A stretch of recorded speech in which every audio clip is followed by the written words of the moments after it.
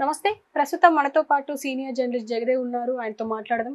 నమస్తే సార్. నమస్తే సార్, పవన్ కళ్యాణ్, త్రివిక్రమ్ వీళ్ళిద్దరి కాంబోలో మనం చాలా మూవీస్ చూసాము, ఎంటర్టైన్ కూడా అయ్యాము. కానీ ఈ పవన్ కళ్యాణ్ వల్ల త్రివిక్రమ్ నష్టపోయారు అని చెప్పేసి ఒక వార్త వినిపిస్తుంది. అది ఎంతవరకు కరెక్ట్ అయ్యి ఉంటుంది? ఏ పరంగా నేను అది నమ్మట్లేదు. ఇండస్ట్రీ ఒకటే కాబట్టి. ఎందుకంటే చాలా వీటి మీద చాలా రూమర్స్ ఉన్నాయి. ఏంటంటే త్రివిక్రమ్ గారు ఇచ్చిన స్క్రిప్టే పవన్ కళ్యాణ్ గారు స్పీచ్ల్లో మాట్లాడతారని, త్రివిక్రమ్ గారు ఎలా చెప్తే పవన్ కళ్యాణ్ గారు అలా నడుచుకుంటారని చాలామంది పుకార్లు పుట్టించారని నేను అనుకుంటాను. ఎందుకు పుకార్లు అంటే అది కూడా త్రివిక్రమ్ గారి యొక్క వీరాభిమానులు క్రియేట్ చేసిందని నేను అనుకోను. ఎందుకంటే త్రివిక్రమ్ గారు మాటల మాదిరిడు ఇన్ ద సెన్స్ అంతకుముందు వాళ్ళు లేరా? అంతకుముందు ఇంకెవరు మాటలు రాయలేదా? బట్ ఈయనకే ఎందుకు నేమొచ్చింది? ఇప్పుడు గతంలో చాలామంది, ఇప్పుడు ఎల్బి శ్రీరామ్ గారు ఉన్నారు. ఎల్బి శ్రీరామ్ గారు మాటల పంచు వింటే చాలా అద్భుతంగా ఉంటుంది. ఏమంటే రేలంగి రాజబాబు గారు అంటాడు ఆయన. రేలంగి వేరు, రాజబాబు వేరు, అట్లా చాలా. తర్వాత లేడీ స్టైల్ లాంటి సినిమాలకి తనిఖీల భరణి ఎవరో రాశారు డైలాగ్స్. బేభత్సం అసలు. నవ్వామా నెక్స్ట్ డైలాగ్ మిస్ అయిపోతాం. నవ్వును కూడా కంట్రోల్ చేసుకుని చూడాలి. అట్లాంటి అద్భుతమైన డైలాగ్స్ రాసిన వాళ్ళు చాలామంది ఉన్నారు.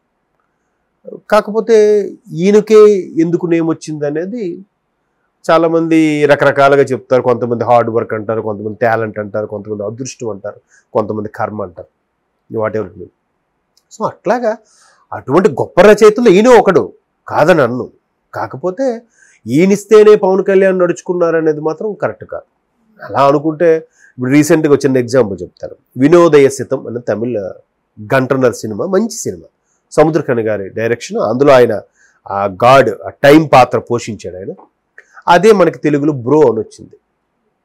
అక్కడ సముద్రఖని గారు పోషించిన పాత్ర ఇక్కడ పవన్ కళ్యాణ్ గారు పోషించారు. ఇక్కడికి వచ్చేసరికి త్రివిక్రమ్ గారు కొద్దిగా చేంజెస్ చేశారు, అది ఇది అన్నట్టు చూసాం. అక్కడ పబ్లో ఏవయ్యా శ్యాంబాబు అవన్నీ పెట్టడము, అవన్నీ త్రివిక్రమ్ గారు పెడితే అవన్నీ వచ్చాయా, లేదంటే మూల కథలో ఇవన్నీ లేవు. అది గంటన్నర సినిమా చాలా బాగుంటుంది, మీరు చూసారంటే. తెలుగులో కూడా వచ్చింది, అది తెలుగు డబ్బై వచ్చింది కరోనా టైంలో. ఇది శ్యాంబాబుని పెట్టడము, ఏదో వెర్షన్ పెట్టడం, ఇవన్నీ త్రివిక్రమ్ గారు యాడ్ చేసి పెట్టారు. అలా పెట్టడం వల్ల బ్రో అనే సినిమా ఫ్లాప్ కన్నా కొంచెం మీదకి వెళ్ళింది తప్ప బిలో యావరేజ్ సినిమాగానే కలెక్షన్స్ పరంగా పవన్ కళ్యాణ్ కాబట్టి వచ్చేసింది. మరి అలాంటప్పుడు ఇక్కడ టాలెంట్ త్రివిక్రమ్ గారి పేరు చెప్పరా? పవన్ కళ్యాణ్ గారు పోయిందని అంటారా? అంటే ఇది త్రివిక్రమ్ గారు ఫ్యాన్స్ క్రియేట్ చేసిందా లేదా ఏంటి అనేది చాలా వరకు క్వశ్చన్ మార్క్. పవన్ కళ్యాణ్ ఎందుకంటే ఒకసారి చాలా సందర్భాల్లో బండ్ల గణేష్ లాంటి వ్యక్తులు కూడా చెప్పారు, పవన్ కళ్యాణ్ గారిని ఎవరు సజెస్ట్ చేయలేరు, ఎవరు చెప్పలేరు, ఆయనకి ఏది అనిపిస్తుందో ఏం తోచుతుందో అది చేసుకెళ్ళిపోతాడు ఆయన. ఎవరిని లక్ష్య పెట్టాడు ఆయన. చాలా స్ట్రైట్ ఫార్వర్డ్గా ఉంటాడు. లేదు సినిమాలు చేసుకుందాం అనుకుంటూ చేసుకోలేడా? ఈ సోకాల్డ్ హీరోల కన్నా ఆయన తక్కువేం కాదు కదా. ఒక్కొక్క సినిమా చేసుకుంటే కొన్ని కోట్ల ప్రాజెక్ట్ అది. అలా లేదు, ఏదో ఒకటి చేద్దాం, ప్రజలకు అండగా ఉందాం, లేదంటే రాజకీయాల్లోకి వెళ్దాం, ఏదో ఆయన ఆలోచన విధానం వేరు ఉంటుంది. ఆయన స్క్రిప్ట్ కూడా ఆయన సొంతమైన స్క్రిప్టే, ఆయన పుస్తకాలు పురుగు. కాకపోతే కెరియర్ మొదట్లో పవన్ కళ్యాణ్ పేరును వాడుకొని వచ్చిన వాళ్ళు కూడా ఉన్నారు ఇక్కడికి. ఆయన పేరు వాడుకొని వచ్చి ఈ పెద్దవాళ్ళుగా మారిన తర్వాత ఆయనకి మేమే అండని చెప్పుకునే పరిస్థితి కూడా కొంతమంది వచ్చారు, అది వేరే విషయం. బట్ ఆయనతో క్లోజ్గా మీరు నమ్ముతారో లేదో, ఒకానొక టైంలో పవన్ కళ్యాణ్ గారికి ఒక రకమైన ఇమేజ్ వచ్చేసిన తర్వాత ప్రతి సినిమాలో కూడా పవన్ కళ్యాణ్ గారి సీన్ కానీ, పవన్ కళ్యాణ్ సినిమాకి సంబంధించిన ఒక డైలాగ్ కానీ, ఒక పాట కానీ, లేదంటే ప్రతి యంగ్ హీరో, నెక్స్ట్ జనరేషన్ వచ్చే ప్రతి హీరో కూడా పవన్ కళ్యాణ్ ఫ్యాన్గా పెట్టుకునే చాలా సినిమాలు వచ్చాయి. మీరు కొన్ని పదుల సంఖ్యలో చూపిస్తాను మీకు సినిమాలు కదా. మరి అలాంటి పవన్ కళ్యాణ్కి త్రివిక్రమ్ గారు ఎందుకు పాడు చేస్తారు? ఒకనొక కేంద్రంలో కొంతమంది త్రివిక్రమ్ గారిని విమర్శించే కొంతమంది వ్యక్తులు ఏమంటారంటే, పవన్ కళ్యాణ్ గారి పేరు చెప్పి ఆయన పేరు వాడుకొని ఈయన కూడా పెద్ద రైటర్ అయ్యాడరా బాబు అని కూడా అనేవాళ్ళు ఉన్నారు. మేబీ అది వాస్తవం ఎంత ఉందో నాకు తెలియదు, కానీ అలా కూడా అయ్యుండొచ్చు. ఇప్పుడు చాలామంది పవన్ కళ్యాణ్ గారి ఇమేజ్తో వాడుకొని చాలా వరకు ముందుకెళ్ళిన సందర్భాలు కూడా ఉన్నాయి. కానీ ఆయన అవి ఏమి పట్టించుకోడు. ఎవరికి ఇంతవరకు ఎవరికైనా ఇంటర్వ్యూ ఇచ్చాడు ఆయన? ఏ ఛానల్కైనా ఇంటర్వ్యూ ఇచ్చాడా? లేదే. అప్పుడెప్పుడో నాకు తెలిసి రామ్ చరణ్ మగధీర ఇదైనప్పుడు ఇచ్చినట్టున్నాడు ఆయన, అంతే. ఛానల్కి దేనికి ఇంటర్వ్యూ, సుమగారికి ఎవరికో, అంతే.